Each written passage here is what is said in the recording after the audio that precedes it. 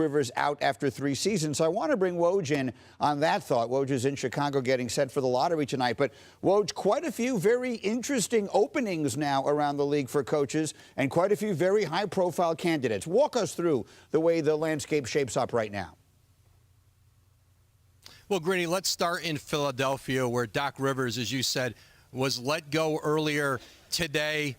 Mike Budenholzer, Nick Nurse, Frank Vogel among candidates, Monty Williams, the former Phoenix coach, and Mike D'Antoni, who before Doc Rivers was hired and was available with the Clippers in 2020, he was deep in the process with Elton Brand when he was as general manager and Philadelphia ownership.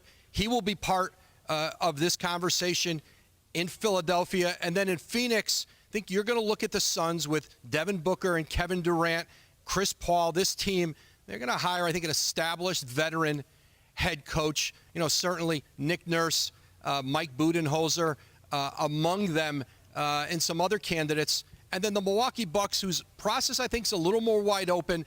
Listen, they're certainly having Giannis Antetokounmpo is certainly very attractive. The team they have back there, I wouldn't rule out the possibility among a number of assistants who've interviewed there. If they feel like they could get lightning in a bottle with a younger coach, they're open-minded to it. But certainly, you're going to see a lot of the same names who were let go in this process. Their names are popping up again: Budenholzer, Nick Nurse, Monty Williams among them. Yeah, it'll be interesting to see some championship caliber teams looking for coaches and some coaches with championships on their resume. All right, Woj, thank you. We will see you coming up on Countdown, then, of course, on the lottery tonight. And so Doc Rivers, who is someone all three of you are close to, obviously that was not unexpected news, but it still comes and is obviously quite significant. Of all the many elements, all the many angles on the dismissal of Doc today, what's the most interesting to you?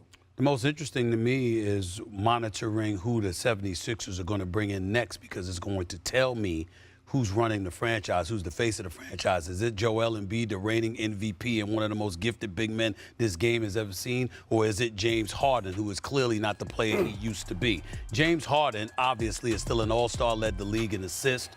This is not to throw shade at him. We're just talking purely basketball here. He looked a step slower, like he lost it. Boston got up in his grill.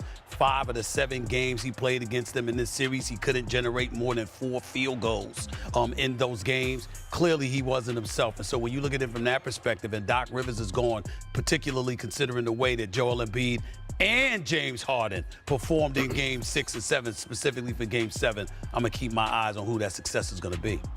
James Harden got Doc Rivers fired.